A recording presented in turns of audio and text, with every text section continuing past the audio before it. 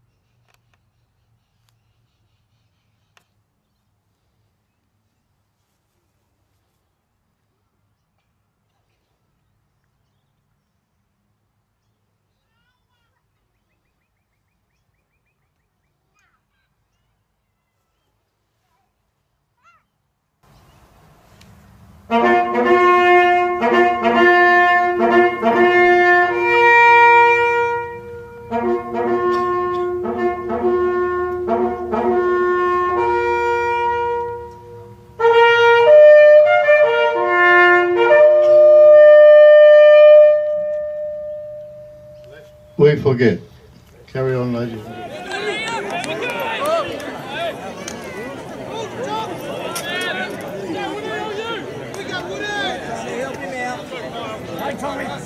And kid, you're away. Here we go, and Kyle Billows against Jack Woodford. Jack Woodford with a fastie there. Won the face-off pretty easy. Out to Roscoe. Great, nice cut by Jack Woodford. Nice save by Williams. Went high to high. Just had to put that low, and it probably would have been a goal. Scotty Dawson with the long pass to Kyle Billows, coming off the foot. Tommy Freeman picking up the ball. Oh, good body there. Also a fantastic bit of balance. Jakey Rosenthal with the ball. Shot there, and pretty impressive start. Yeah, Lee Perham. Done that many times for Brighton. Offside on Williams, and as I said before, pre-game, probably a little bit of concern over young Williams, whether having been at Brighton, whether Brighton know his strengths and weaknesses. So it'll be interesting to see whether they can take advantage of that intel. And here's one. Here's a bit of a match-up here. We've got Stevie Lambert, by the look of it, against young Hamish Mathwin. Hamish Mathwin off from the under-18 competition. He's actually won the face-off there, and Fussy called a loose ball. Not sure on that call. I was watching the action. It was So young Joshy Harris, wasn't it? He was very aggressive there on Fussy on the ground ball. It was very impressive prior to the contest, so I don't understand the decision there. Perhaps it was off ball. I didn't actually see where that was. It must have been off ball myself, to be honest. I missed that one. So there we go. Young Hamish. To Pez again. Pez is looking like he's got his wheels on, and he did probably backing up from the grand final last year where he started, I think. Oh, we've got a moving pick there. And no fast whistle. Yeah, young Leeming apparently got injured in the Mad March up at Sturt and has only been training for the last couple of weeks. The Canadian lad, who also a very, very good ice hockey player as well. So he had a fairly successful year last year with lacrosse and ice hockey. Yeah, look, I saw the hit at Mad March. I think it was Kimbo came out of the cage, and he's a pretty solid lad, Kim Martin. And unfortunately, Tyler didn't see him coming. But Burnside into attack for the first time. Patinkin to Lambert, to OJ Brown. And he just tried a big bull dodge, and he's going to get in a bit of trouble doing that, but it looks like we might have a potentially a hold there maybe. No, a cross-check's been called. It's an interesting matchup for Brighton, not too sure whether it was by design, was Dougie Shinnick on the Patinka. It's going to be a challenge for Dougie, although I've got a lot of time for Dougie Shinnick. I think he's a very, very level-headed defender. It's got a good stick, it's got good feet. And probably only detractor on Dougie's when he gets over the midfield line going down into attack, but interesting to see if they pursue that matchup. Maybe they have Ross Hamilton double teaming, I'm not sure. Yeah, look, Burnside kicking the ball around now. Out to Kieran Sandow. Obviously Liam Hood, who's due to go away with the under-19 Australian team in July. To Patinkin. Looks like they're running a bit of a wheel down the back there, kicking it out. To Stevie Lambert. Lambert shoots, and Burnside have the backup there. He ended up in a 1-3-2, and Stevie Lambert took the outside shot. Burnside do have some very good shooters. Obviously, Paul Marshall here on the right, 45 now, just receiving the ball. Oh, great little feed, and a great save by Chippy in the cage there. And here we go. We've got a potential fast band break here. To Roscoe, who looks very mean. Oh, a good save by Brett Williams, although potentially went straight to stick side high.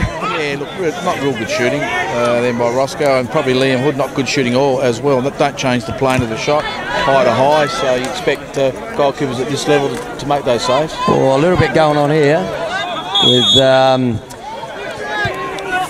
Fussy looks like he's switched on today, and Alex Patinkin maybe saw something there on Stevie Lambert that didn't necessarily like, although it was good to see Fussy put Stevie Lambert under immense pressure straight away.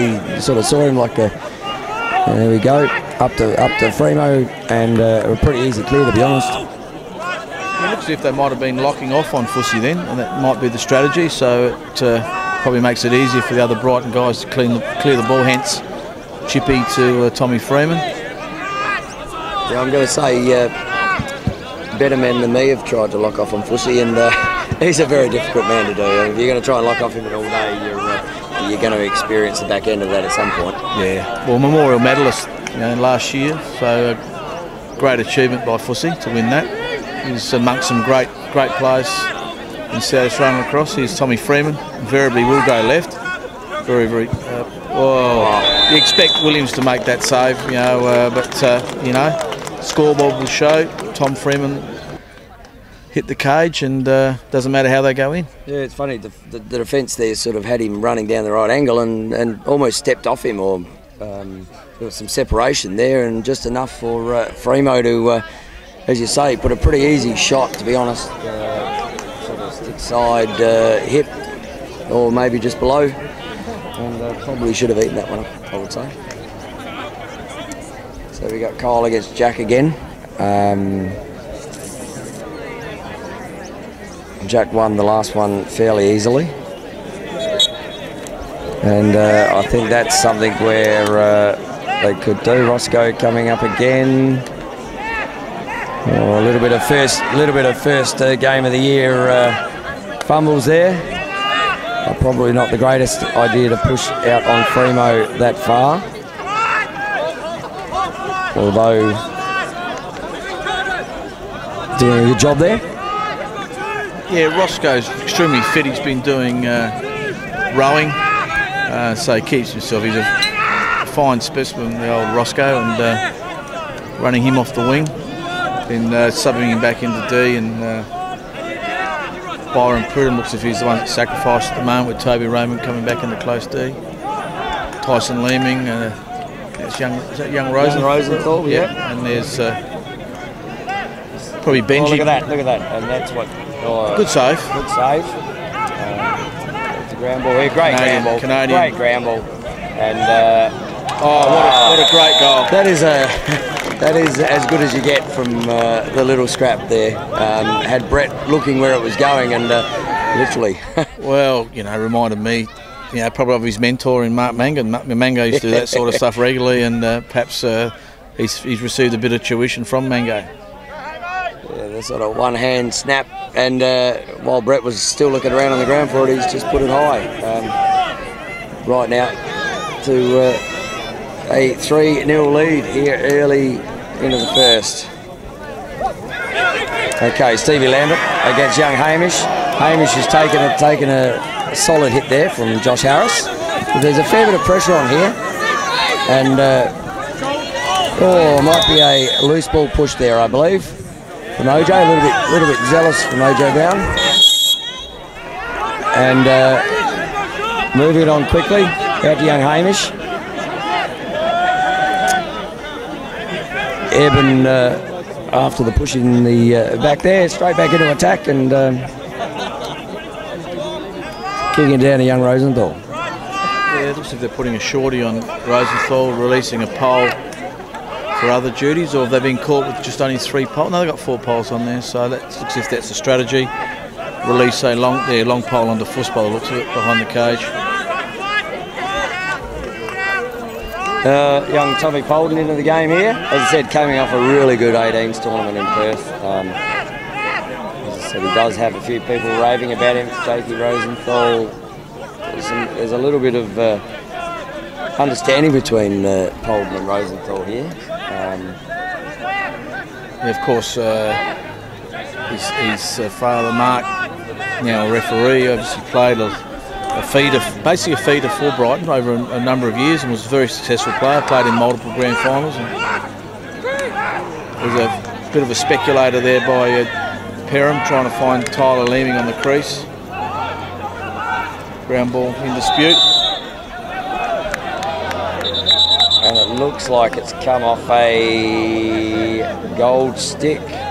Dave Campbell is pointing. Actually looked like it come off a Burnside stick then. But on the line. Okay. And this is sometimes where Brett can struggle in the clear. Yeah, I'm sure that Brighton's strategy would be to leave Brett alone, let him clear the ball. Alex Patinkin. He's a quick character, and he is very nice check there, very nice check, and they could be on here in the middle. Could be on in here in the middle. Burnside sending 2 back. Paul Marshall running down the middle, although Freeman you can't really leave. Jake Rosenthal. Fantastic look by Tommy Freeman. Looked as if he was going to pull the trigger, and Rosenthal made a face cut